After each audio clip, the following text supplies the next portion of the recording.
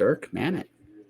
How you doing, buddy? No, it's exciting, but sad. I'm excited. I mean, you've done something few people in your sphere have done with this show, so I appreciate you having me on one last time, man. Yeah. Well, I'm about to hit 1,000. Which is crazy.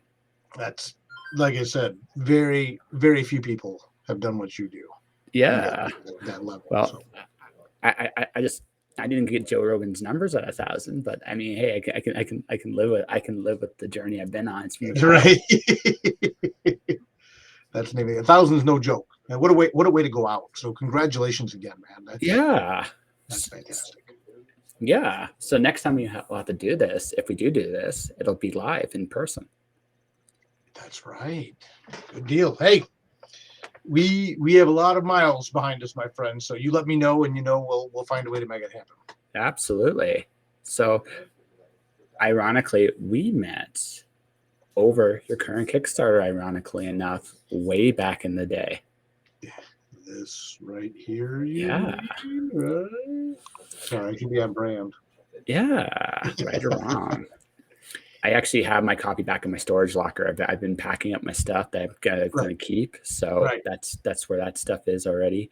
I made the keep locker, not the dumpster. That's good. No, not a dumpster. No, it's the keep locker. It was hard though. I'm not gonna lie. Like I've met a lot of people over the years. Like a lot of people. I couldn't keep everything from everybody. Sure. Comics, especially. Oh my god. I get it. So many comics. I'm keeping 4 long boxes, and one of the long boxes is like Ninja Turtles. So I mean, it tells you our priorities. Right. Yeah. No, well, hey, as you mentioned, now there's the new Kickstarter for the second edition of Right or Wrong, Writer's Guide to Creating Comics at writerwrongbook.com. And, should you choose to update and just decide that you need a little bit extra room in one of those boxes now, you can get the new version of the book and then slot that in when your time in the new spot. we may have to talk because I'm not going to have an address in about 2 months. So it's like, because I'm literally going on the road, like it's going to be like a van life kind of thing. So I'm doing all that. I didn't know that. That's cool, man. Yeah. You're going to be road tripping. Yeah. Well, for me, right, it's about figuring out where you belong. Like I know what I want. I know who I am, but where am I going? And I don't legitimately have a clue. So I got to figure that out. That's cool. That's very cool. What a neat opportunity that'll be. So yeah, it's gonna be fun. I'm really looking for.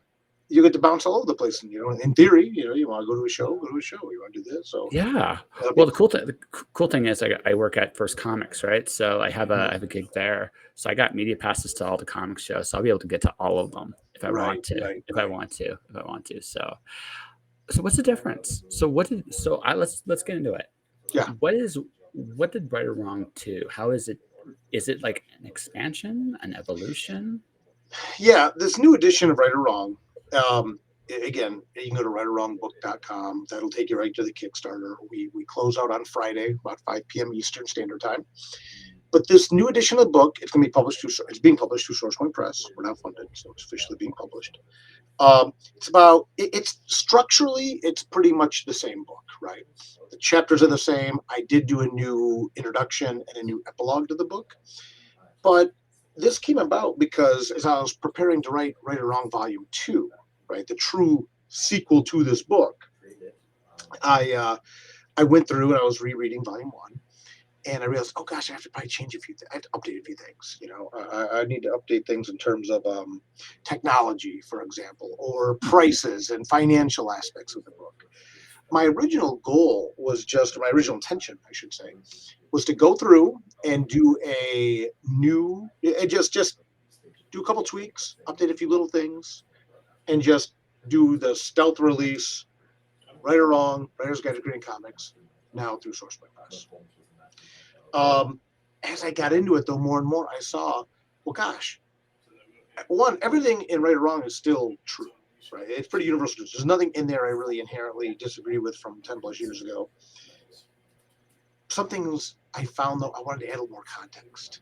Or, this being my 20th anniversary as a published comic book writer, 20 years in the game, I've learned a couple additional things, wanted to touch on things a little bit more. So what eventually ended up happening was the 215-page book turned into a 260-page book. That's about right. Yeah, and then we got about 30% new and updated content in there as well, kind of sprinkled throughout. An introduction, new epilogue, talking about the context of what was going on when I was making the first book. But structurally, the book is the same. However, this is a nice refresh. It's a nice reboot. And the thing is, we talked a minute ago about meeting face to face, right? If someone ever meets me face to face and brings me a copy of Right or Wrong, or buys a copy from me in person, or wants to come to talk to me about the book, I want to be able to look them in the eye and still say, this is one of the best resources that I can offer in regards to how to traverse this journey. I don't want to be talking anymore about, in the book, how we should email ourselves copies of scripts. Yeah. Right. I mean, that's a little bit of an antiquated technology at this point when we have cloud storage and things like that. Rather, the conversation becomes, well, yeah, we have online cloud storage, but what should you consider about that? For example, if your cloud storage is attached to, say, your Google Drive, for example, what happens if you lose access to your Gmail? Yeah. You lose access to your Google Drive, right? So maybe you want to look at having an external box.com or whatever you're going to use, some sort of external storage device for stuff. Little things like that to get threaded throughout, as well as additional context and things like that to a lot of the original chapters of the book sprinkled throughout, result in a new edition that really truly needed to be labeled as a new edition and will push new content and a good chance for even people who have the original version. I'm not out to bilk anybody out of another 20-25 bucks, right? Yeah. I didn't dedicate another year to this to do that. But it's a nice refresh and it's a nice reboot. And for people that have never read Right or Wrong, or traversing down their journey as a creative now, this book is going to do a lot more to really help them get there with the newest and freshest, most relevant topical version of the same information I gave 10 years ago. Well, the industry has changed a lot, even in just the last 5 years, let alone 20, right? Yes. Like, we are in the midst of what I would call the Kickstarter revolution of the industry. And it's interesting because it used to be that DC, Marvel, Image were the goals, and they're still valued goals, but they're not the only goals anymore. Like, and I feel like the industry, I think the comic industry has kind of gone the way of the music industry in the sense that it has decentralized. I think it's a very good word, and I think you're exactly right. And it's funny, I was just talking to SourcePoint Press leadership the other day about some of this stuff, and what are the metadata trends in regards to crowdfunding and things like that. And it's fascinating stuff. And you're right, that decentralization. There's more opportunity than there's ever been. However, and again, and this is something I talk about, I think, a little bit in this book, but especially more down the road, I'll be talking about this. Just like it's not write script, make comic, it's not going to be launch Kickstarter or get published. Yes. Right. There's a lot of middle ground in there. Well, and I touch on that a little bit in this first version of Right or Wrong. But the version on Kickstarter right now, rightorwrongbook.com, is is ultimately about going from, I have the story, I know I can write. How do I collaborate with artists? How do I build that team? How do I traverse this landscape so that I can have a comic in my hand, right, or done, a PDF, to then move to that next level, whether it be digital distribution, print distribution, what have you. Yeah, no, I mean, and that's important because at this, where the refresh is really good. Is, like I said, 20 years ago is a long time. Yeah, right. But even hearing you say it like that, it's like, yeah, the industry's different 30 years. I'm like, oh my gosh. Yeah. I mean, when you started, I'm not saying a publisher was necessarily your goal right away either, but it was a much more of a viable fence post than, like, today. It's like, I'm not going to dismiss it entirely, but it's a little less. Like, it was less the objective. You're like, how to write for comics, how to separate yourself, how to stand out, and that stuff's still very important, right? But I think the big thing is now, I think writers have to be a lot more conscious of who their audience is. I think that might be the biggest change between 20 years ago and now, is you have to be a lot more deliberate about who your, for lack of a better term, advertising too. Yeah, no, I think you're exactly right. And I talk about in the book what my goals were when I was getting started, which I think was a lot of people's goals still are. Like you said, get picked up by a publisher, Yep. and how that evolved. And when you realize you have to go through this DIY, do it yourself model of getting this stuff done. Um, and I think you're right as well that ultimately now it's about finding your tribe, finding your Yeah. audience. Your audience, most people's audience in comics or any medium, however big your audience is, it's infinitely smaller than the amount of people who are not going to read and support your work. Hmm. So the question is, where do you find the people that will? And Yeah. how do you talk to them? And how do you engage them? And how do you make this a value proposition for them that they are going to be excited about investing in you? Just like I buy books by Joe Hill is a big one. I love Joe Hill stuff, right? Anything Joe Hill puts out, I'll buy it. Right. So that's someone that I choose to invest some of my money in because I find joy and value in that exchange. If I'll give you some of my money, you give me something cool to read. Right. Yeah. But I think for smaller up and coming creators as well, maybe you're more talented than Joe Hill. Maybe you're more talented than me. I mean, some people would argue it's not difficult. I don't know, but Talent, in my opinion, is overrated. right, right. No, I really do believe that. Well, we can go into that a little bit later, but Yeah. So, but how do you make that value proposition worth it to people and then maintain it? That's the question. mhm, that's right. Well, and that's the really thing. Like, okay, I've written an Alice in Wonderland Greek mythology mashup. So for Mhm. me, who's my audience? Probably theater kids, probably college students, probably Wonderland fans. Why? Because that feels like something that they would tie into, right? That Mhm. that feels like it would make sense. Whereas, maybe like again, I have to think in those terms now. Whereas, like you said, Right. 5, 10 years ago, maybe I wasn't, and maybe honestly, and might be just maybe one of those again the centralization concepts put into like full perspective. Um, Maybe we should have been focusing on this when we started. Maybe that's what a lot of big companies did, but now the onus is definitively on us. Right. No, you're exactly right. Ultimately, you have to kind of know who your audience is and find out if your intended audience, is going to be receptive to what it is you're offering. Yeah. That's crucial. Yeah, and I think that might be again, and going now into the talent conversation, right? And going to the talent conversation, I think there's so you know what? There's so many great books out there. Like, period. Your books are good. I can look at Kaylin Smith, Rob Multari.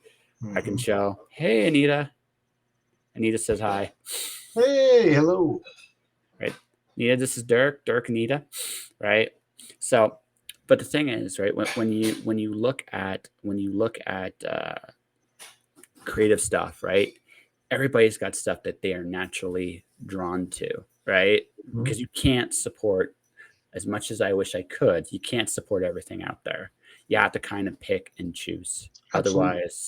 Otherwise, what tends to happen is you have this tendency to um, you just will never see it all, right? And it's hard. It's hard because like okay, you might have a book out right now. Bill Maws with Naira X might have a book out at the same time. And that's the other thing is consumers say is like, I gotta choose one. I have to choose. Like, who do I choose? Right. Right, Right. right. Right. Right. And Oh, that I and get now, it. yeah, it's hard. In one way, I think that might be the hardest part of the world today. It's there's lots of great talent out there. The question is now more than anything else, how do you stand out today? Yeah. I mean, ultimately, this being my 20th anniversary as a published comic writer, I will be having 20 graphic novels out as my 20th year. And one of the things that I've sought to do is through putting out work, whether it be from Nightmare World, Tales of Mystery, Love Stories to Die For, some of the newer stuff like Hope, Cthulhu Jr., um, yeah, some of the stuff that's based more on other people like Tony Schiavone, uh, Arn Twisted Anderson. Ions, Art Anderson. I've always wanted there to be a through line that it feels like a Dirk Manning book.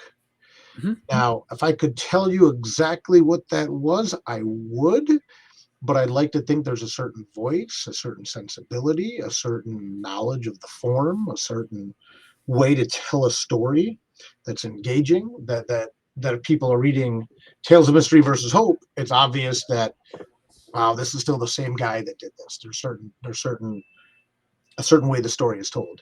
When I'm working on books like Tony Schiavone, Art Anderson, uh, it gets a little bit trickier, right? So instead, that mark needs to be, I've liked Dirk's other stuff. I'm probably going to like this too.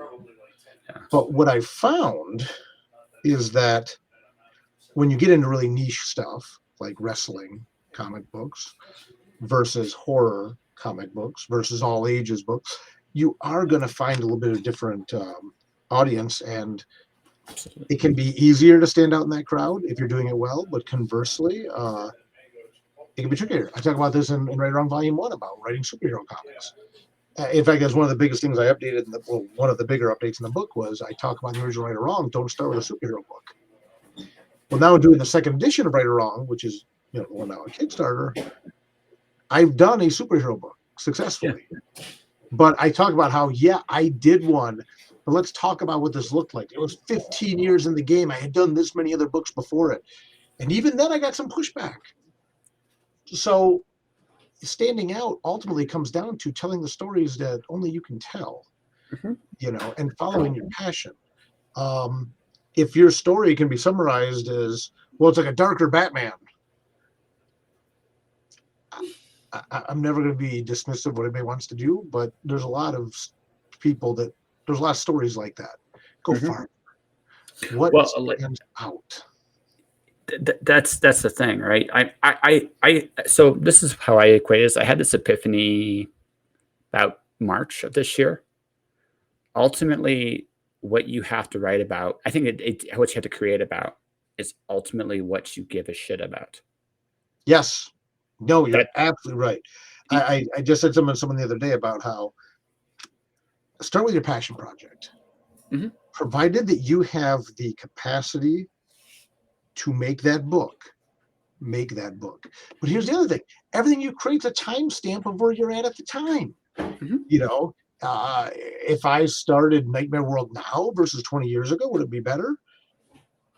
I mean, that might be a weird example because I don't know if it would, because it's where I was at that moment in my life. It's like I the old conversation is Ride the Lightning a better album than the Black Album by Metallica? They're I different. They're different stages in well, life. so my personal opinion on that one is yes, but not by much. Like it's right. That's my But they're personal. wildly That's divergent offerings still by the same band, though, right? And there's people that, oh, and absolutely. sales wise, the Black Album kicks the crap out of the Ride the Lightning, right? But then again, Ride the Lightning has Creeping Death, From the Bell Tolls, Fade to Black. Oh, there's some great stuff on Ride the Lightning, but actually, let's go to your Nightmare World thing. I would say no, you couldn't, and the reason why it's ultimately this: when you started Nightmare World, you cared Mhm. about that story in a way you can't now. You just can't because you're not that guy anymore. I'm not saying you Right. couldn't. Technically, you probably could write a better story. Technically, Maybe, right? maybe. Maybe. Well, no, I'm just saying. Technically, you probably could, but emotionally, the thing that really counts, Hmm. that's the thing. Like I actually had this talk last night with my guests. We talked about like re-releasing, like updating like nonfiction content to update for the present day and time is one thing, but if Hmm. you had to tell all those stories again today, you couldn't. You just couldn't, and you shouldn't either, because Dirk Manning today cares about other things today that he didn't care about then, because you're not quite the same guy. You are Oh and no, you aren't. that's absolutely true. I've changed at least 3 times over. As they say, you're a new person every 7 years. But also, Nightmare World, when I wrote it, was my first comic, Yeah. right? And I was coming in hot. Didn't get a second chance to make a first impression. Coming in hot. I'm gonna do this. So yeah, you're absolutely right in that regard. That it would be different. But yeah, ultimately you got to follow your passion. That's what's going to make you stand out, and that's what's going to give you the motivation you need to move forward in this. That's something else. I talk about that a lot in the book about it's not just write script, make comic. There's so much in between all of that you have to do. Yeah, and it's also your collaborators. I mean, especially in comics, especially with bands, it's the closest thing to a band dynamic you're ever going to get. Absolutely. Not a band, right? No, I make no secret of the fact that before I started writing comics, I did music journalism for years, and I worked a lot with bands. And Mhm. I carry a lot of that mentality into my touring schedule, my approach to touring, my approach to releasing the work, working with other people, right? Working with other big personalities and things like that, and very talented people who, regardless of how good of a writer I may be, I can't draw at the level of anyone I've collaborated with artistically. There's no one I could even come close to them. Anybody. You could pick anybody. You could pick everybody and say, just draw half as well as anybody. I couldn't do it. But really, that's where the band comes in. A good lead singer may not be a good guitar player, may not be a good drummer, may not be a good bass player, or whatever. I mean, that's saying you're exactly right. That dynamic there is very apropos one. So okay, I'm gonna put you on a bit of a spy here. I'm sorry, this is an evil question. If you don't want, if you plead the fifth, I get it. Oh boy, I think I know what you're going to ask me. Go ahead. Who's your favorite collaborator of all the people you've Oh, had to, all the favorite? people you've worked with, of all the people you worked with? Because again, this is a 20-year anniversary, right? You've had Right, the right. opportunity to work with some. Now, I'm not talking about in terms of talent, but I mean in terms of who did you feel like you clicked with the most? Because that is special when you do have it. I will lean on the clicked with the most versus favorite because Yeah, favorite, there's a million metrics, right? And yeah, everyone has yeah. their favorite But we'll one. say click. We'll just say click on the most. I mean, the That will, people I click with the most are the people I think you see me work with the most. yeah. You know, your Mariana Pescostas, your Josh Ross, your Austin McKinley's. Um, Scoot McMahon and I, we plotted all of the Adventures of Cthulhu Jr. and Friends in a 2.5 hour car ride, Yeah. right? I mean, that was clicking at a level that I've really done before. Working with Caitlin Smith on Hope. Um, it was a really neat yin and yang style of storytelling and stuff like that. So that clicked in a different way. Um, I love working with Leonard Grady, Les Gardner on the upcoming Homestead. Um, I think that clicking piece, it shows on the page. I think it shows in the story Mhm. when you do it well. But yeah, I mean, and again, I know I just rattled like six names yet. I apologize, No, it's okay. but those are Sally Scott's another one. Gosh, I gotta forget. I think about Sally. Well, Gosh, Scott Scott's doing a whole volume 2, and man, But here's she's so good. We just rock it. We go. But ultimately, what it comes down to is like in any relationship, right? Personal, professional, you get to know the other person, and you try to cater to their strengths while minimizing their weaknesses. So here's one of the hardest things for me when I interview people. When I Hmm. read their stories, I hear their voice a lot more, Right. right? I actually hear their voice a lot more because what happens is I know them a little bit more than what I did prior to it. So I almost get a sense of why they did what they did. And it doesn't always ruin the magic trick, but I understand their trick a little bit better Sure. because you've done this for so long. When you look at a comic, is it hard for you to turn that off? I just read last month. I'm going to give a plug here to David Sundra's book Deep Dark Okay. from SourcePoint Press. And I'm not saying this because it's a SourcePoint Press book. I'm saying this because what I'm about to tell you is true. This is a black and white. I tell you, look at the first page of this book. Mhm. Very cool. Incredible, right? It's just a lot of classic horror stuff with a little bit of a modern sensibility to it and a strong sense of personal voice. And I read this comic and it caught me off guard in the sense that I had to go back and read it a second time to appreciate the technical aspects of it. Those are the because I was so best. engrossed in the story the first time, Yeah. right? Literally, I'm sitting there, I'm just pouring over it and just turning the page and turning the page, you know. Um, so that was very much an example of, I think, to the point of your question, when the juxtaposition of the writing and the art is so good that it pulls you away from studying the form. That's a transcendent level thing. Watching television, watching a movie, reading a book, and I say, "Oh, I like what they do with those panels and stuff." That's cool, but to me, I wonder if almost that's a little bit of a failure because ultimately, I want to be so engrossed in the story that I go back and look at that after the fact. Yeah. You know, Well, because you're still a fan. I mean, that's the one yeah, thing after all these years, you're still a fan. I think it's harder because you know the tricks. Like you know some of the tricks. So yeah. I think it's harder to get to that place initially. But once you're there, man, you're there.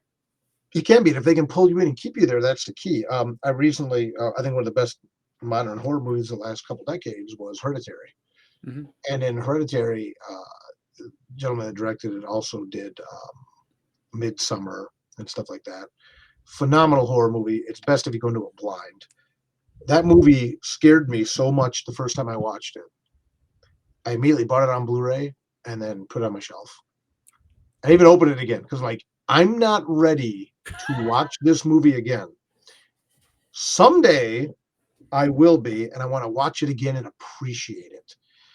And it took me a while. And then finally, not too long ago, because every time I went to tell myself, go watch Hereditary again, or Heredity, but no, it's Hereditary. Um, I'd suddenly find something else to do, right? Because it just gave me like my heart palpitations started going. Well, when I finally went back and watched it the second time, you obviously knowing more of where the story's going and things like that, I could appreciate it technically so much more. And I enjoyed it even more the second time. It still scared me in plenty of parts, but also being able to go back and like, oh my gosh, what he did with the score, or what he did with this scene, or what he did with this. But the reason I think that movie is one of the best horror movies I've seen in the last 20 years is because it had that desire effect. It scared me so much I could not bring myself to go back and watch it a second time because I didn't want to put myself through that sheer feeling of discomfort and terror. That's the good stuff. Well, can I offer a possible other reason too? Because it's so rare when something hits you that hard. And if you do see it too much, it ruins the magic of it just a little bit. That very well could be too, right? I mean, but to me, just being honest, it just scared me too bad. Like Oh, every time I went to go watch it, it just like gave me the like my heart's like I'm like I think I'm gonna watch something. I'm gonna do something else. I'm okay because yeah. it just body slammed me. It was so good, you know. And I've watched and there's very few movies that have done that. There's some comics that I go back and reread once every um, year or so, just because again, Chinatown by the Goon is one. That's a good Love one. that book. I love it. Just hits on all the right notes of what I need when I need to read it, and it's so good. But a truly transcendent comic experience. Once you go down that road and go into that story, it just envelops you, and you might pick up some of the technical tricks and things like that they're doing, or appreciate the art, like in Eric Powell's Chinatown. Just take a moment to pour over a page, right? But yeah, that's the creme de la creme stuff right there. Yeah, that was basically like my first when I started my comics. That was sort of like what still makes me feel something, like Yes, what still does, right? And it's an interesting list too because it's like it's not one particular comic, but it's like I still smile at it. Do I still remember what I felt like reading it? Right? Does it hit a certain sometimes it's a nostalgia point. Sometimes it is about the nostalgia of it, but it's just like, but that's the thing. Like we all, when we're looking at storytelling or performance or entertainment, we want to feel something from what we're watching because that's the stuff what absolutely. makes it worthwhile. And I again, I start. I've had the privilege of having a lot of bestsellers on the show as well, and one of the things they do very well, and I've learned to respect commercial stuff a little bit more for this reason. They Okay. understand that. They understand the importance of that emotional. I think that it's that combination of authenticity, because I think the best ones have a certain authentic feel to it. Oh yeah. Right, right, but also they know the buttons to push, like, you're talking about Joe Hill. Joe Hill's a fantastic writer, but Oh he's gosh. also, I mean, he's very skillful with how he plays with the audience's emotions. He's very good Mhm. at that, and, whether you read Lock and Key or any of his novel stuff, right, Yeah. he's really good at that, but again, there's something much like his dad, there's something real about what they write, and that's why it connects to so many people. No, you're exactly right. I'll never forget years ago, I watched this video that a director friend of mine pointed out to me about how Stephen King, for lack of a better word, manipulates the audience, Mhm. right? And doing certain things with certain swells of music, with it paired with a certain camera angle and stuff like that, or a certain shot. And ultimately, it's your job as a writer to take people in on that journey. And if you want them to feel dread, to make them feel dread. If you want them to feel nervous, make them feel nervous. If you want them to feel happy, make them feel happy. Give them, it's okay to want to cheer for the good guys and boo the bad guys. Yeah. Or you look at something like, again, Breaking Bad, one of the best modern television shows of the last 20 years.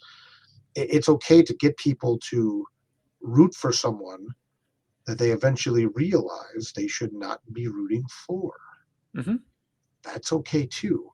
But you need to know what your journey is up front and map that out so you can be an effective tour guide for the journey. You know, S and again, just be a shill. That's what I wrote right or wrong, right? It's the Yeah, same thing. I can't tell you the way, but I can tell you a way. And I yeah. can give you a lot of anecdotes and a lot of considerations as we go down that road.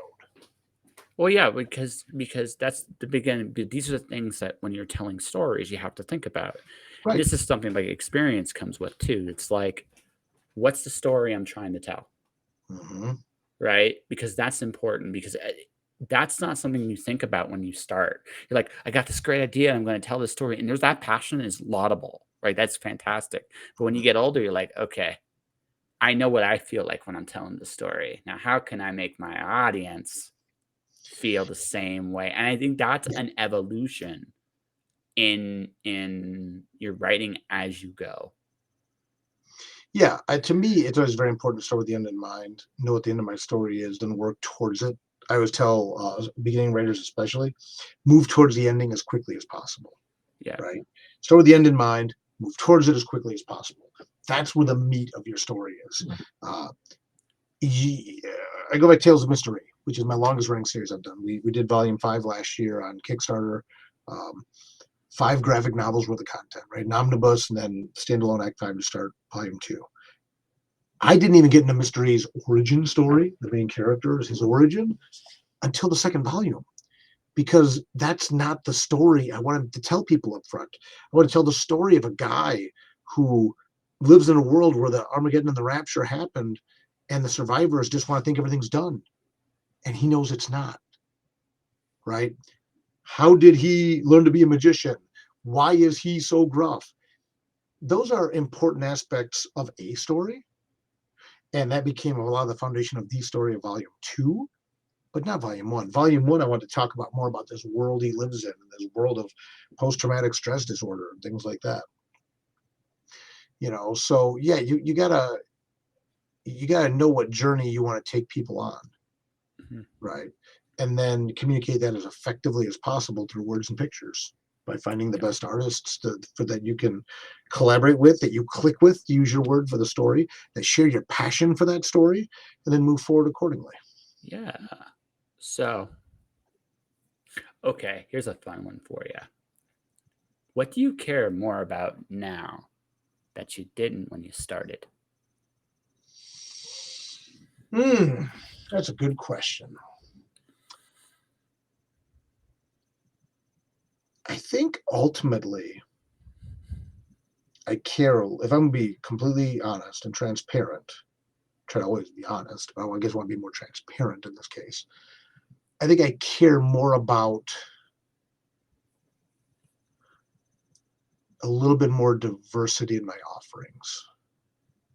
I've demonstrated time and time again I can do really good horror. And make no mistake, I am a horror writer at my heart. I'm a horror guy, right? That's what I do. But to be able to do something like Hope, which it's not even a superhero comic, it's a comic about a woman who's a superhero. And I was able to tell people, by the way, this is the scariest book on my table. This is the scariest book in my catalog. And people see the pink cover and they think I'm joking. I'm like, I'm not. And then they read the first chapter and they're like, oh my God. I said, yeah, I know. Or The Adventures of Cthulhu Jr. and Friends with Scoot McMahon. To be able to do a book that it's not a kid's book, but it's an all ages book, and a truly all ages book, right? A book that you and I can read, Cthulhu Jr. We will laugh, we will enjoy it, we will appreciate it. Just for funsies. Maybe you'll even decide to get the little plushie too, right? No judgment. I'm selling a lot of these to adults. No. Hey, listen. At this particular point in my life, this is how I look at things. Listen, the one thing I missed when I was a kid was recess. If this is it brings out your inner kid that can go out and have recess. Who am I to judge? Right, exactly. Yeah. But having a book that's adults and young readers can enjoy, genuinely both enjoy on different levels, is nice. Doing Haunted Highlands with Twisted, another example.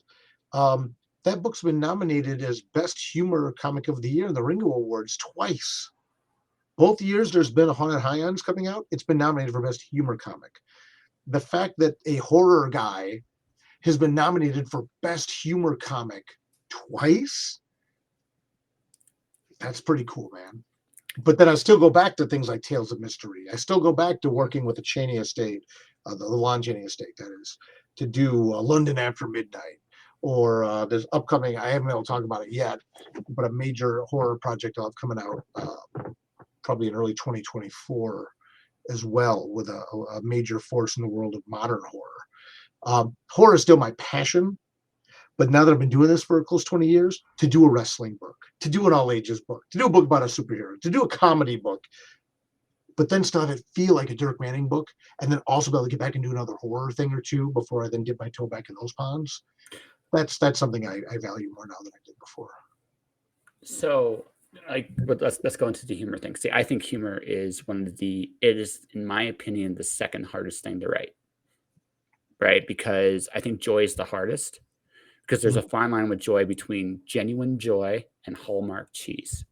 There's nothing wrong with Hallmark cheese, but sure. Right? But that line is so, I think, tricky, right? And but the thing is with humor, it's so subjective, but it's also an oddly fun place to play around. You know what I mean? So has it been as fun for you to tell the jokes and actually realize, hey, people have my sense of humor too? When I first started writing Nightmare World, it was the 8th story I wrote. The 8th script I wrote for publication was Knee Deep in the Dead. And it was a slasher movie parody. And Eric Owen just did a phenomenal job on the story. Incredibly gifted artist. And it was the first time writing Nightmare World where I just said, you know what? I'm just going to tell the jokes that I think are funny, or write the jokes I think are funny, or do these things that I think are funny. And I said it to Eric with an apology. I said, no one else may get this, but oh my gosh, am I laughing at this stuff. And I found out that story became a lot of people's favorite story, especially because Nightmare World originally mainly catered to a horror audience. Is it just for reference? Is that the one where he kills his buddy and he tries to make a deal with the devil and turns no, yeah, Chloe, that one's for those who watch The Rock, but that was the same idea, right? That one. I see. Knee Deep in the Dead was the slasher movie one, when the guy it's black and white, the guy or girl running, and right. Okay, I remember the other one. I just had to make sure I had it in my head which one it was, because because the other one's my favorite. For those about The Rock is the one that cracked me up the hardest. Fun side note on that story. Me too, right? That is one of my favorite, and I've always wanted, and I always had the goal. Let's see if I do have it right here, to one day revisit, and I knew someday I was going to revisit a plot element from that story. I wanted to kind of put the epilogue to that story, and I don't want to get into too many spoilers here. I want to be careful how I do this, but finally, years and years and years later, I got to do in Tales of Mystery Volume 5. Okay. Let's see how I can do this without spoiling anything. Oh We my God. revisit the Glamour Boys. And, there's the man, right? There's the Yeah. manager. And one of the best moments of my career was having originally written that story, and let's call it 2005. Yeah. Right, almost 20 years later, to finally get to the point in continuity that I could bring it back and run it back to this thing that I wanted to do for so long, and wrap up the ending to that story. What a treat that was. That's what Tales of Mystery Volume 5, Lost McKinley, so much fun. But no, but your point about the humor with Knee Deep in the Dead, it's a slasher movie parody. That being so many people's one of their favorite stories. And like you said, even for those watch rock, a lot of people love that one. It's about the kid who tries to murders his friend to help sell his soul to the devil so he can be in a heavy metal band. Right. Spoiler, it doesn't work out that way. No.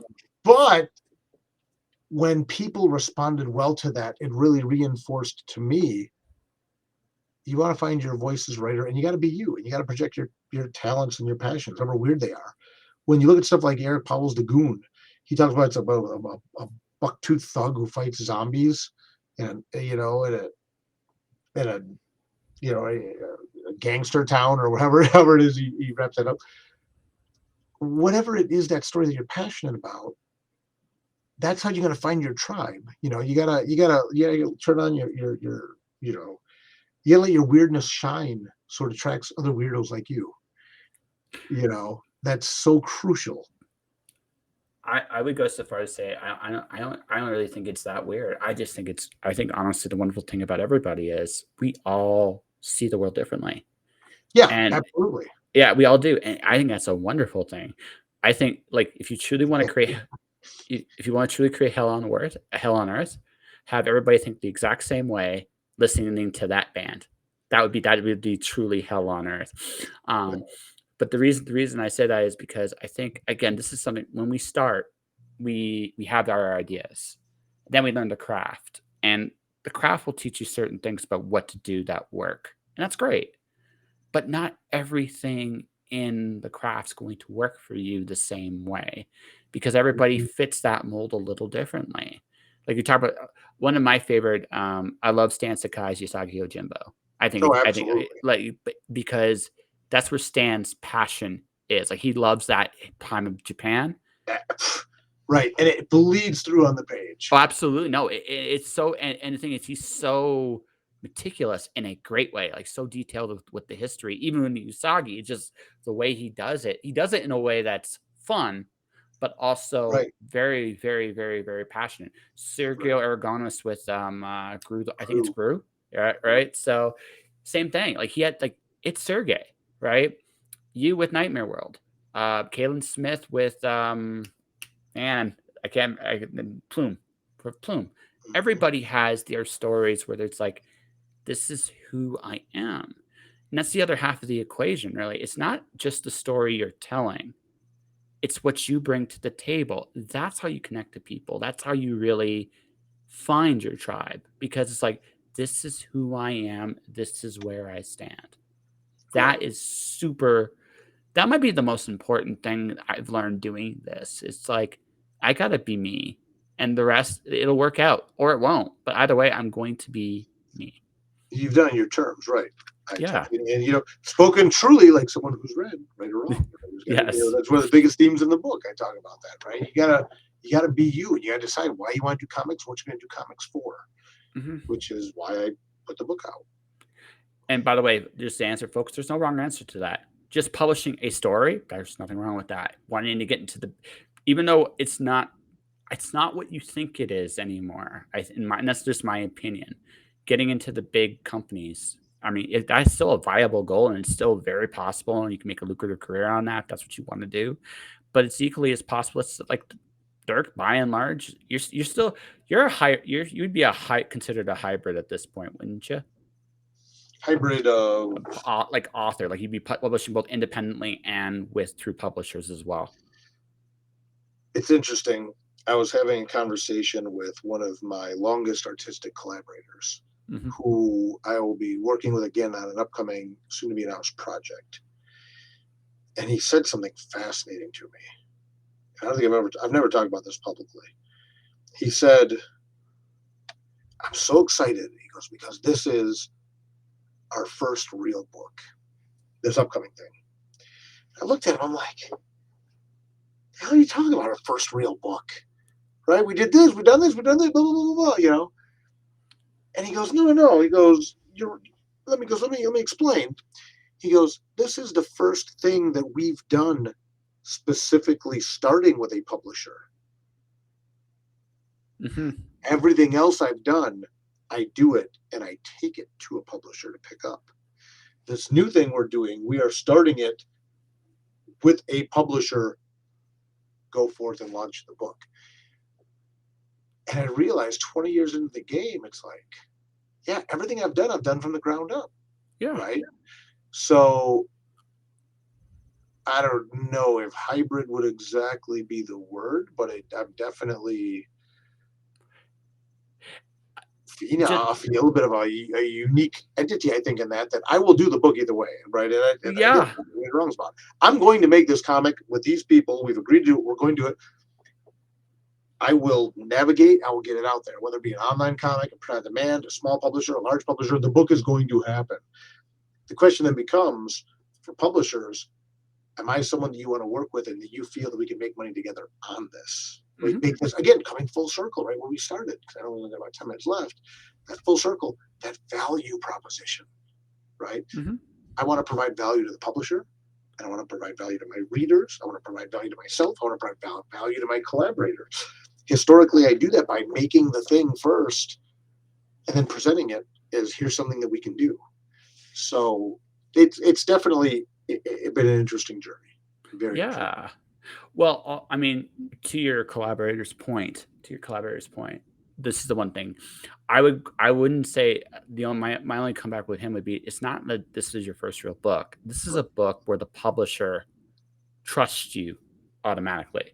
You're not showing a proof of concept, Yeah, right? yeah, and he backpedaled the real comment because didn't have a better word for it. But But yeah, well, but yeah, it's yeah. definitely exciting to, like, okay, we're signed up, we're doing this thing from scratch with a publisher behind us, rather than, like you said, taking it to them.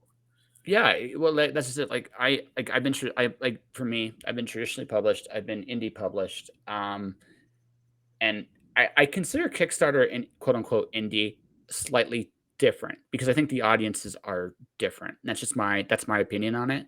So I'm going to be doing that at some Don't point. get me wrong. Yeah. Yeah, because Kickstarter has become such a large entity, like not just in comics but in publishing. Period. That to call it indie, I think, is honestly, it misunderstands that branch of the business. I've had a long, contentious relationship with the word indie comic. Yeah. I think sometimes people use it as a pejorative. I think sometimes it's associated with a book of a lesser quality. I would say it's kind of like with Harley Elephant with sci-fi. He always hated the term sci-fi. It's like, it's Hmm. skiffy. I would say if you're gonna call a comic indie comic, call what it is, independent comic, Yep. which means it's independent of a major corporate structure, Yeah. right? That. Invincible, indie comic. Walking Dead, indie comic. The Goon, indie comic. I would argue Hellboy, indie comic. Hmm. The list goes on and on. Everything at Source Point, independent comics. These are Yep. comics that stand alone and outside the corporate structure, that allows the creators to tell you the story the way they intend to tell it, without Yep. corporate dictate, without corporate structure, without corporate expectations. Make sure you put everything back the way it was when you started. I mean, that's not what independent comics are about. Independent comics are free and they're independent of the restrictions put forward by corporate comic publishers. Not saying corporate comic publishers are bad. Not saying the people that want to go that road are bad. I'm not saying that's wrong. But like you said, there's a difference. And it's Hmm. important to know that difference going in. It's a different beast and a different animal, and folks, the biggest difference I think between Kickstarter and what I would call the independent label is you are asking people to invest in you at the beginning. even if you have a finished product, the way you go about it is very different than what you would do if you were a complete independent. Independent would publish it on its own, on their own, regardless. Kickstarter doesn't. Ideally, right. Right. But and however they do it, a Kickstarter project is it's built actually it's everything. It's building an audience, it's creating an expectation, it's delivering on a promise to a very loyal core audience. And that is a very, in one way, it's almost like you have a direct subscription service in one sense. In one Yeah, sense. yeah. Kickstarter is evolving very rapidly. I think more and more corporations are learning how to use Yep. Kickstarter for very successful comics, and I think that is having a definite impact on independent creators. But evolution is the name of the game, right? Even me, being one of the OGs of comic book Kickstarters, having to evolve the game and Yeah. continue to evolve how I interact with the platform and my readers and stuff like that. It's all very important. Has it kind of gone full circle? Because I asked it like this because it's something I've been dabbling with is okay Mhm. when I've launched a Patreon for the podcast going into the next cycle. I'm creating more insular bases where I can interact with my audience, right? And I remember when we started like way back in like the early 2000s, it was get a mailing list, which by the way is still is valuable, especially with everything that's happened in the last few years. But Right. it's almost as like we went from mailing lists to the social media platforms, and now there is. I'm not going to say we're completely walking away from social media, but I think all of us, if we could, would be like, I like Instagram. Instagram's nice, right? Well, the thing is, you don't own your Facebook. You Yeah, don't own your exactly. Instagram. You don't own your TikTok. You can own your list of emails Mhm. that you give to people. Technically, you might argue they don't even own their emails, their own email address. But that's something that you have control over. Mark Zuckerberg could come in tomorrow and say, "No more Facebook." Look what happened with Twitter. The hellscape that's Twitter with Elon Musk coming in. I mean, and changing so many things about the platform. People are like, "Oh my God, what are freaking out?" And I'm like, "You don't own it." It's his. Right. It's his. So I think I'm not saying I'm not defending the changes to the platform at all, but It's it, you're it's playing an you're playing it's with someone else's money, but yeah, right? well, I'll just say the only thing I'll say it's Twitter is an interesting gong show at this moment. It still does the one thing that well until that changes. I won't leave. Is it's the media stuff in terms of the journalism, in terms of actually watching Oh, stories. oh, It's it still has a lot of value. A yeah, lot yeah, of value. yeah. Yeah. But some of the other things you're looking at them and going. What worries me when I start seeing Facebook copying some of these, I'm like, oh no. Well, ultimately, to the point about the mailing list, right? You can keep a list digitally on paper, whatever, of people that have said, "Yes, stay in touch with me Hmm. via email," right? Exactly. And that's something that you can control to a much greater degree than a lot of the other social media platforms where they don't like your content, they can push it down the algorithms. They can make sure no one sees it. They can ban you from posting. Um, there's a lot of there's a lot there's a lot Yeah. that to unpack with that.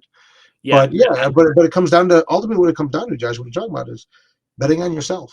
Yep. Which one more time I will say, So right or wrong, let's book.com. do this Invest proper. in yourself. Bet on yourself. Check out the book. So I'm just going to do this right here, right now. This is his Kickstarter right now. This is the second Mhm. edition. So it's been updated for the year 2023, right? I have the original, which was for its time, a very, very good book. It was for a comic book creator, probably the second most important book I've read. The Oh, only one thank that, you. the only one I thought that was better, and I don't think you're going to be insulted me saying this, is Understanding Comics by Scott McCloud. I've got it right here. It's Yeah, right on my desk. yeah. And So that's a book that helped me redefine. And I think I tell people in right or wrong, everyone should read Understanding Comics. I mean, that's it's the such a first book on it's yeah. the first book. It's the first book on your list, actually. So yeah, no, it's a great book. If you're a writer, you're trying to figure out how the business works. Right or Wrong is an excellent book. The Kickstarter's there Thank right you. now. Thank you. So, Mister, I know that's your current promotional thing. So, before we Mhm. wrap up, is there anything else you'd like to tell the audience? Yeah, we talked about social media a minute ago, but I'm on all social media, all most social media at Dirk Manning. Look for the this guy with the top hat and the scarf, right? Hmm. You can also get the Desk Dirk on the Right or Wrong campaign. That's a whole other story. The 20 years in the game, you don't get a pension, but you get an action figure. Hey, Um, hey, hey, you know what? Listen, does it dance? I gotta ask. Does it dance? uh, I will not confirm or deny that under certain circumstances it could start to come to life, like the little doll in Trilogy of Terror. Okay. Um, no, but that aside, things coming out. The last issue of Hope Volume 2 is now in previews Lunar for pre-order. You can order that. Um, we'll have the Kickstarter for the Hope Volume 2 Collected Edition coming out in several months. The aforementioned London After Midnight with Lon Chaney's estate, Chaney Entertainment. Super excited about that. Arn Anderson's going to be delivering. Obviously, we'll be delivering Right or Wrong, Twisted Haunted High-Ends Volume 2. You can learn all about my work at dirkmanning.com. You can sign up for the aforementioned newsletter there. I send out an email once a month. And yeah, just, again, my biggest thing, I think, again, it's such a pleasure to come full circle with you, because we met largely through Right or Wrong, is that I just want to again tell people, if you've listened to this interview and you are a creative person, which I know that your show attracts a lot of creative people, whether you're interested in writing comics, making music, writing a book, I've had people in almost every medium tell me this book helped them. This is my pay it forward book. I've done 20 graphic novels in 20 years. I didn't have to spend a whole nother year revising this book to put this back out for you again. I did it to help out. Check it out. We're fully funded. I'm not out here shaking a tin can for money, at this point. The book's going to be coming out. I encourage all of you. You mentioned understanding comics as well. Whoever you're doing, as a creative, take time to invest in yourself and invest in your career so that you can best set yourself up for as smooth of a journey as possible. It will not always be easy, but if you do that, it'll always be worth it. All right. So, Dirk, I'm going to say something nice before I do that. I'm going to wrap this up by saying this. My Patreon is live. So, if you want to see where the show is actually going, you can see it legitimately right now. $5 a month will get you access to what the new show is going to look like. Playing with the concept right now. I just launched my 3rd episode featuring actresses Erin Weir and Claire Bolton. They were my guests. My next one is a musician, Eminent Rays, based out of Calgary while I'm still here. You're going to see those interviews there. And when I go on the road, they will be officially released on my YouTube channel, which will be advertised later. But if you want to be part of it, you can do it now. So, Derek, before we wrap up, this is the last time we do it like this, and we'll have to do this in person at some point down the road. Absolutely. For sure. But before we go, I wanted to say thanks for everything you've done for my career. Definitely was, especially in the early years of it. Definitely was someone I was reading and a part of, and I've always enjoyed our friendship. Even though we sometimes do go apart for years, it's always nice to reconnect. Yeah, a buddy of mine told me years ago. We'd kind of drifted apart for years, just busy, and finally got to reconnect and stuff like that, and in person. And I told him what I'll tell you, and I'll tell everybody else listening. He told me, I said, look, man, I've been, we've both been busy. I apologize. I haven't stayed in touch as well as I could have. He just said, time ain't nothing between true friends. Mm-hmm. So thank you for the very kind words. It really means a lot to me to know that there's things I can do to help other people on this journey. Again, congratulations on the journey you've been on, Josh. And Josh, I'm trying to get choked up because I'm so sentimental about this, but congratulations and best of luck to you and where you're going. I look forward to seeing you again, man. Yeah. Your journey has also been one with ups and downs and sideways and in betweens, but you're doing the thing, man, and that's fantastic. So congratulations to you and all you watching. Thank you. I hope you check out the book. And Josh, my most heartfelt congratulations to you, my friend. I'm very excited for this next step of the journey for you. All right. There's really not much left to say, folks. I'm just going to say this like this. Thanks for watching or listening, however you chose to do this. Thank you for watching. Thank you for listening. Tomorrow I got another great guest. But for everybody watching, thank you. Stay inspired. Keep shining in the dark. And I'll see you guys tomorrow. Thank you.